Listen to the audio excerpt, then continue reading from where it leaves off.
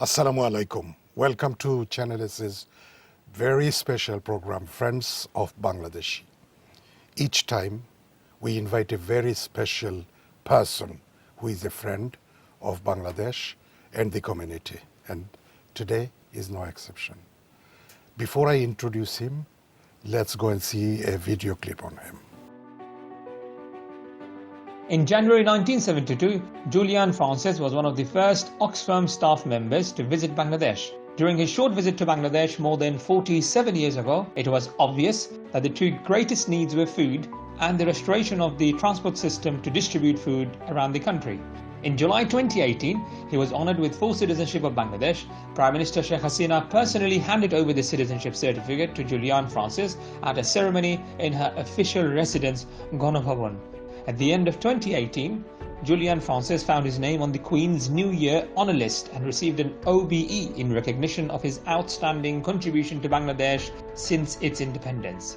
Known as Julian Bhai to many, he has made Bangladesh his home in 1998 and has been living there ever since. We have just seen a video clip on our special guest, and now I can introduce him to you. He is Julian Henry Francis, OBE. Welcome to Channel S Studios. Thank you very much. Thank you. How long have you been doing relief work in South Asia? Well, I've been in South Asia since 1968. 68. So more than 50 years. During 71, where were you? I was in India at that time, working on a village development program funded by Oxfam. And when the refugees from Bangladesh started coming, then we were asked to go and check whether the numbers being reported were real, because nobody believed that at one crossing point 10,000 or 20,000 or 30,000 people per day were crossing.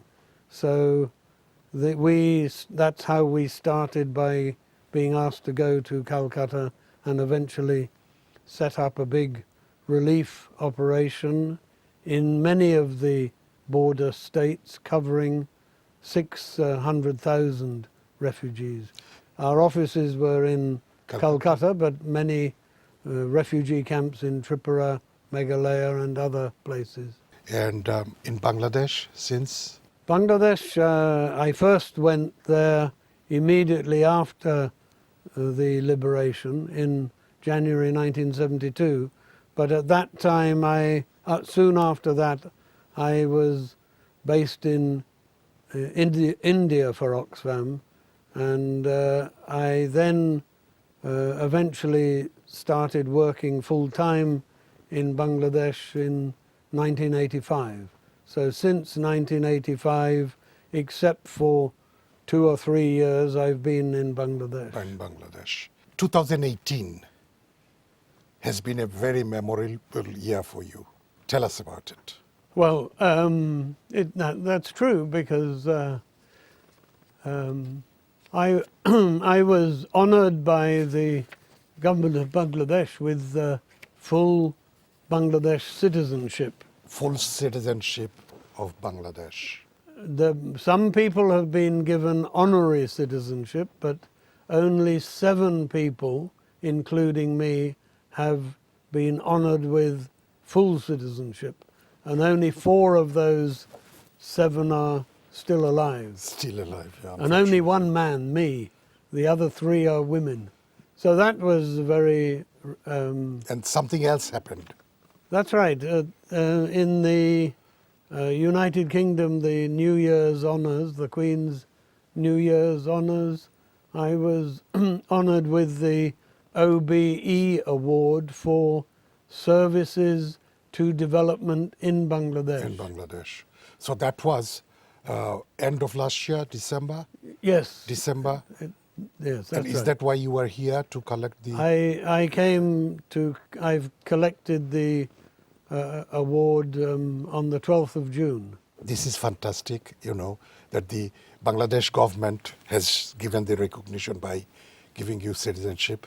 And also, the British government, the Queen has honored you with an OBE, Officer of the Order of the British Empire. Fantastic. Congratulations. Well, thank you very much. Congratulations. But earlier, the Bangladesh government had honoured me with another award, the Friends of Liberation War Honour. This was when many foreigners of different nationalities, including Pakistan, were honoured by the government of Bangladesh for different activities during 1971. So in 1971, you were in Calcutta and you were sort of doing the relief work on behalf of Oxfam. That's right. When did you come to Bangladesh? In January 1972, I came overland by road around the 20th of January. So by coming by road, I was able to see the huge destruction, the hundreds of burnt down villages and bridges, culverts blown up, and ferries and launches sunk in the rivers. So that was in 72? January. January 72. And you came, and then what did you do? Well, then I was with another colleague. We were having discussions with government people about what a small organization like Oxfam could do at that time. During 1971, I had met the Prime Minister in exile, Tajuddin Ahmed, to discuss various things about relief supplies going inside Bangladesh, even before the Victory Day. And then when I came to Dhaka, he... In 72 January? In 72 January, he facilitated my meeting with Bangabandhu. Tell us, your feelings and, when you met Bangabandhu. Well, of course, when I went with Tajuddin, there were hundreds of people wanting to meet from all walks of life. And so I just thought, well, this is a courtesy call. But Tajuddin had obviously briefed Bangabandhu to some extent about Oxfam. So I said to Bangabandhu that I wanted his advice what a small organization like Oxfam could do for Bangladesh. And he took his pipe out of his mouth and pointed the stem at me and said to me, "How did you come here, young man?" And then I said, "Well, I came over land from Calcutta." And he said, "In that case, you have seen more of my country than I have, because I've been locked up in Pakistan for the last 9 months. So what do you think my country needs?" So that's a very clever politician's way of turning the discussion. And then I said, well, I saw, as I said earlier, about the burnt out villages and so on. And I said that replacing ferries and bridges is more likely to be bilateral or multilateral aid, not an organization like... So in 1975, where were you? When he was assassinated? No, I was in Delhi then. Then you went back? I used to visit for other work quite regularly to Bangladesh from 1978 to 1983. I was going maybe twice a year on visits, and then I in 1985. In 1985, you came back for a Canadian organization, okay. and worked there till 1992, and then a few years away and back in Bangladesh in 1998. When and why did you go to the subcontinent first? What inspired you to go to that subcontinent? A sort of mixture of things, but the main inspiration was from my mother. On her side of the family, a number of her uncles had been missionary type people in not only India but in Africa, Ethiopia, and she had one uncle who was in business in Rangoon in Burma. So there was a connection. In 1971, which charity organization you were involved with? Is it the same Oxfam or Yes, that the was Canadian Oxfam. one? No, the Oxfam. You said that during the Liberation War, you were helping the refugees, counting and so on, from the other side of the border in Calcutta. But before that, what did you do and where were you? Oh, I was in Bihar on a village development program. My background is agriculture, animal husbandry. Okay. We have to go for a short break. Viewers, stay with us. We'll be back soon. Thank you.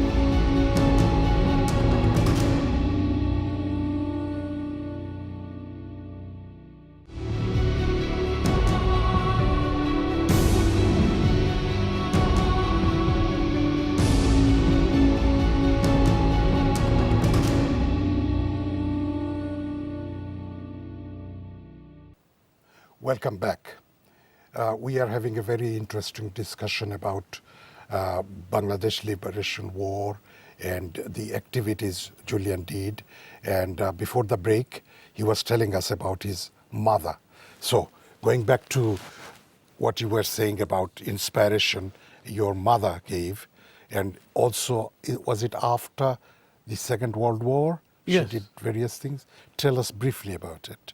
Well, of course, she had seen the horrors of the Second World War. I mean, experienced as many people did, and not only that, but her own father was killed in the First World War. Okay. But as far as inspiring me to do something in a poor country, India, she just thought that this was part of Humanity. Part of humanity, but also part of building your character. Character, yes. And She used to wash cars. Am I used- right? You did. I used to, with the friends, wash people's cars to raise money for Oxfam. For Oxfam, yes. And your father was a very honorable person. He was awarded CBE, Yes, Commander of the British Empire. Yeah, he was a government during the Second World War. He was a radar expert, but after the war, he was part of the Science Research Council of the UK. So he ended up as secretary of the Science Research Council. So the inspiration came from your mother and father. Yes. That's very interesting. And with our culture as well, we try to practice and also tell our children, next generation, about their parents' respect and following them and trying to do humanitarian work. You have been in Bangladesh for a very long time. People call you Julian Bhai? Yeah, Julian Bhai, but also Julian Da. Can you speak Bengali?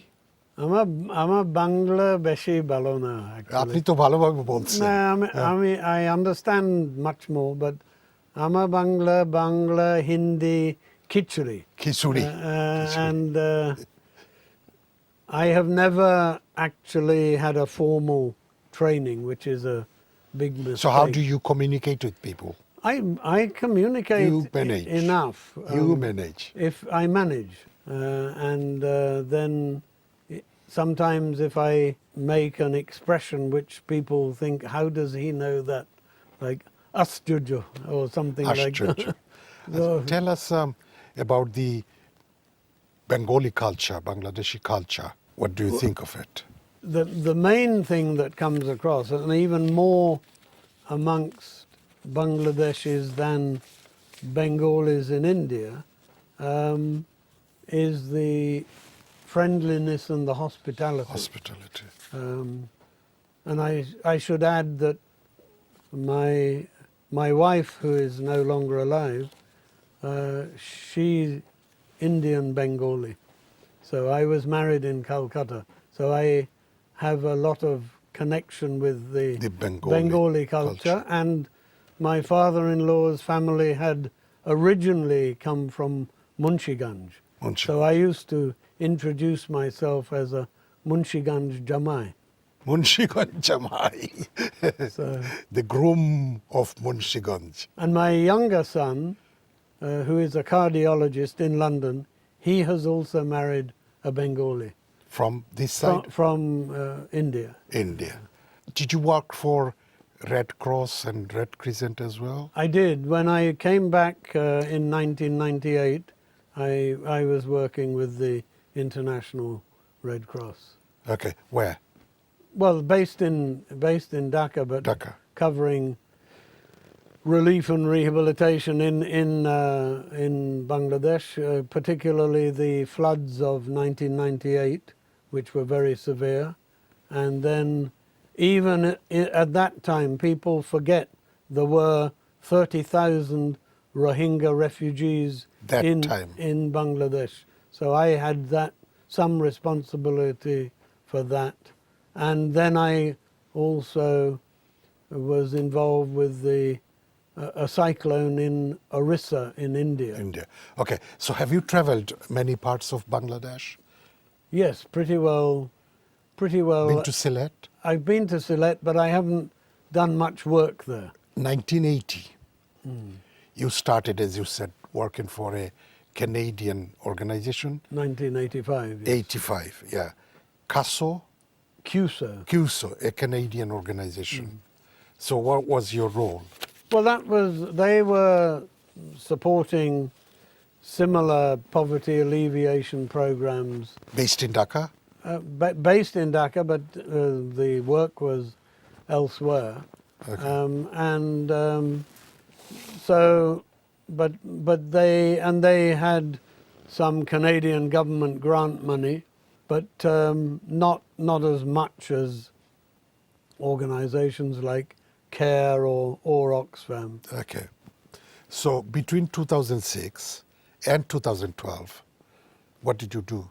I was working for a British government aid program in the northwest, in the Monga areas of Bangladesh. And our office was based in the Rural Development Academy in Bogra.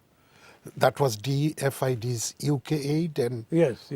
AUS aid, Australian? Australian aid as well, yes. Okay. And that ended in 2012? No, I left in 2012, I see. but the project itself ended in 2015 or 16, I'm not quite sure. Okay. So you met Bangabandhu, Yes.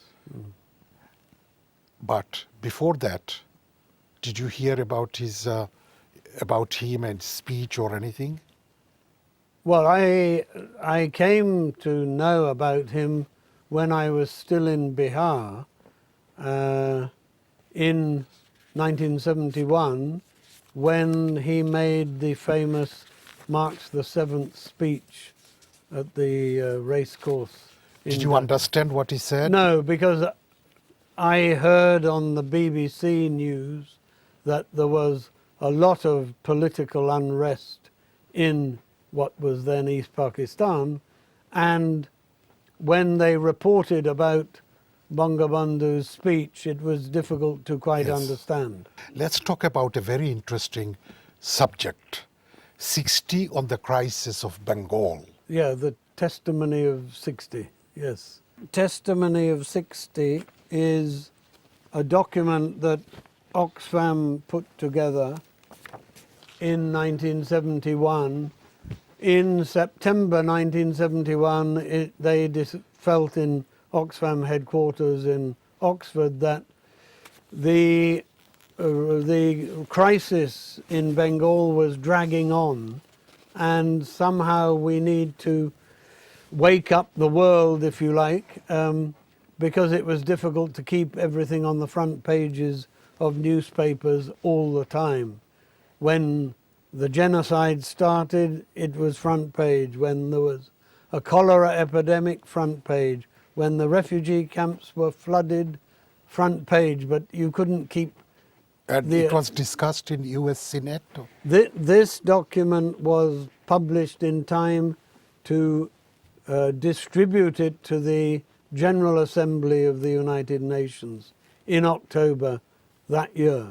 And then Edward Kennedy, Senator Edward Kennedy, who had visited the refugee camps, and we had facilitated his visit, he took the testimony of 60 to the Senate, and it was absorbed in the congressional record as evidence of what was happening in Bengal. And then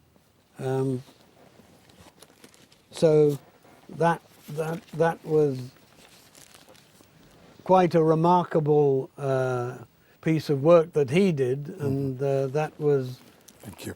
That helped the Senate to stop arms supply to Pakistan. Your wife's name was Shushmita, who Yes.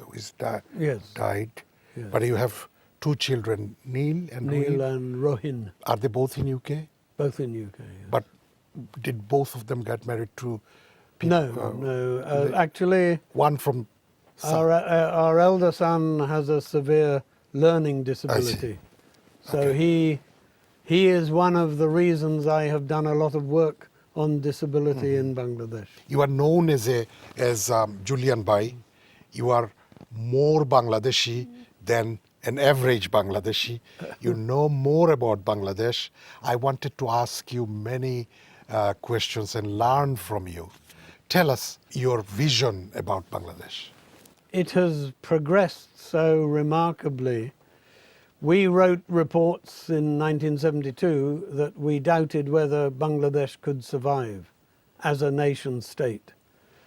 Now it has prospered like anything. It could have prospered more if there hadn't been confrontational politics. But I think the development is moving definitely in the right direction. It is lots of challenges with coming into middle-income country, and also things like climate change, which is going to severely affect Bangladesh. Yeah, but then, you know, it is sort of moving forward in all directions towards better. Yeah. And Definitely. it is a role model, an emerging developing country. We have learned quite a lot from you. I want to thank you. It has been a pleasure having you at Channel S. Thank you very much for inviting me here today. It has been a great pleasure. Thank you very much for making the time to come to Channel S studios. We really appreciate it. Thank you once again. Viewers, as usual, we have run out of time, and unfortunately, we have to call it a day for today. And so next time we'll see you with another very special guest. Stay tuned with Channel S. Thank you.